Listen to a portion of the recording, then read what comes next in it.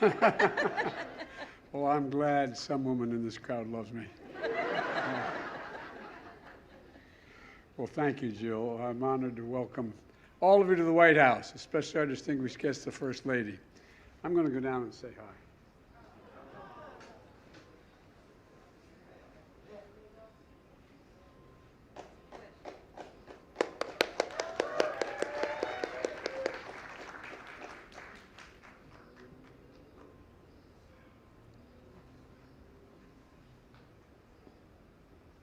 Jill doesn't let me get in these conversations, so I want to. And Secretary of Education, Miguel Cardona. Where are you, Miguel? Yeah, where is Mark? He says, there he is. He's educating people in the back. There you go. Miguel. Did you say Naomi, too? I didn't see Naomi. She's over here. How can you miss her? Well, I tell you what. Hi, Naomi, how are you? That's my granddaughter, our eldest granddaughter. And her fiance. And I can't see. And Peter. And Peter. You all have to know all this, you know. It's really important. Secretary of Interior, Deb Howland. Where's Deb? She's here. Deb, thank you. Thank you, thank you, thank you. One of my best buddies when we served together, and I think probably one of the best ambassadors we've ever had to Mexico and anywhere else, Ken Salazar.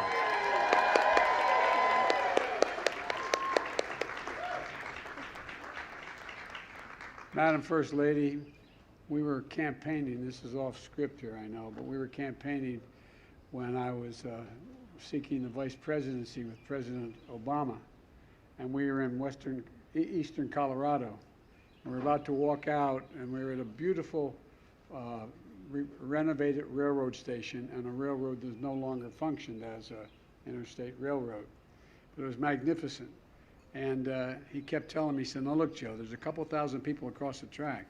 And he said, "They're Latinos, so you got to be respectful." I'm like, "I'm not going to be respectful." And I said, he said, "And you don't understand about prejudice. You don't understand. You don't get it." And I listened to him and finally, and he pointed out. He said, "Look, my family's been here 400 years." And I said, "Well, mine's not been here that long. I don't think it's anywhere." Anyway, so we talked a little bit longer, and he kept talking about be careful. Remember this? And this beautifully renovated station. I mean, it was gorgeous. And it was about the size of, I don't know, this is from here to the far hedge and about halfway into the crowd, about 30, 40 feet wide. And there was nothing in there except there was linen wallpaper, and there were these brass plaques about every 6 or 8 feet around the entirety of the reception room. And I said, I generally understand. He said, "No," I said, I turned, I said, "Take a look what they say." It says, "No Irish allowed." No Irish allowed. Because it was renovated to exactly what it was in 1869. So I don't really know, but anyway, I just want to remind you. But Ken, you're one of the best ambassadors I think we have anywhere in the world. You know, along with all the mayors, how many mayors are here today? American mayors. Wow. All right. And how many diplomats are here from various parts of the world? You can raise your hand. It's okay. You don't want to be seen. It's like, you know, I don't know. I'm not sure he wants to, you know. And how many advocates and community leaders are here? All right. Oh, teachers. You know, I sleep with a teacher every night. Same one. The same one. If I didn't like teachers, I'd be sleeping alone. I'd be in a different place. As Jill said, Cinco de Mayo is a day to celebrate freedom and resilience. And, you know, it's also a day to celebrate friendship. And President Lopez Obrador, when he was kind enough to come up and see me here in the Oval and the White House in November, and he pointed to a portrait over the mantle of the in the White House in the Oval Office, and it's a picture of it's a big portrait of Franklin Delano Roosevelt hanging on the wall, and he told me that he liked Roosevelt because he was a president who initiated the good neighbor policy between our two nations. We talked about that for a while. I told him that today the United States and Mexico are more than good neighbors. We're genuine, true friends, partners. There's an unshakable bond strengthened by mutual respect and our shared commitment to the prosperity and security of both our nations. It's not our backyard, it's our front yard. Thank you very much, Madam President. Those bonds are further strengthened by our shared history and heritage, culture, pride, countless contributions of Mexican Americans, and the heritage and culture of an essential part of the American culture. It's just part of American culture. And that's why I made it a priority to build a government that looks like America, including the most diverse cabinet ever assembled, including, by the way, 2 Mexican Americans, Javier Becerra as Department of Health and Human Services, as well as Isabel Guzman, who's leading the Small Business Administration, and many, many more folks throughout the administration. Beyond representation, we're also focused on delivering results for Latino families. Through the American Rescue Plan, our vaccination effort and are centered on equity and ensure the Latinos were vaccinated at the same rate everyone else was. Matter of fact, they're vaccinated at a slightly higher rate than everyone else was. And to make sure relief checks were delivered to 1,400,000 spouses and nearly 3,700,000 children of mixed status families where mom or dad is a citizen.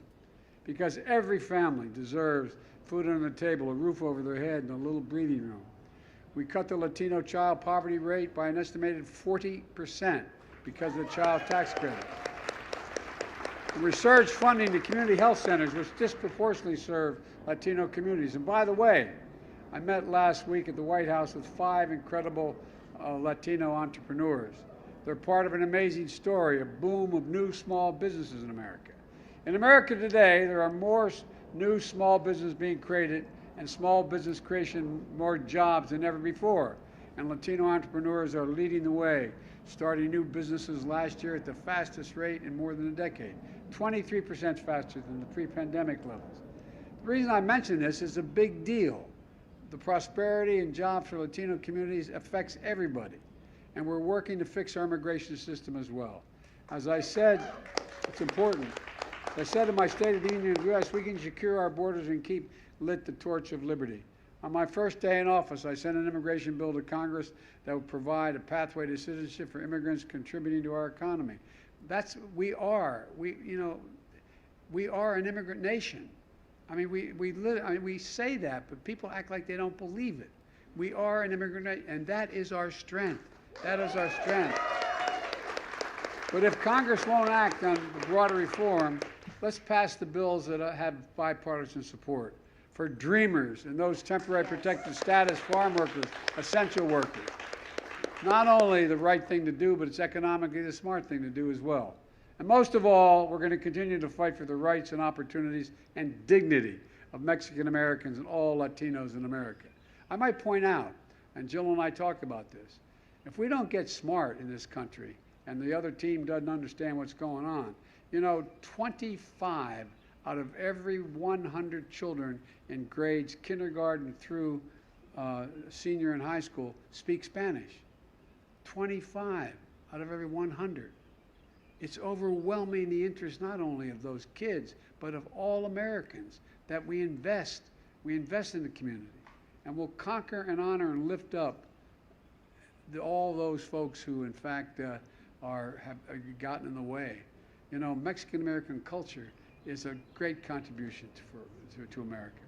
And soon we'll also see the broader Latino community culture celebrated through the creation of the newest Smithsonian Museum, the National Museum of American Latino. It's a big deal.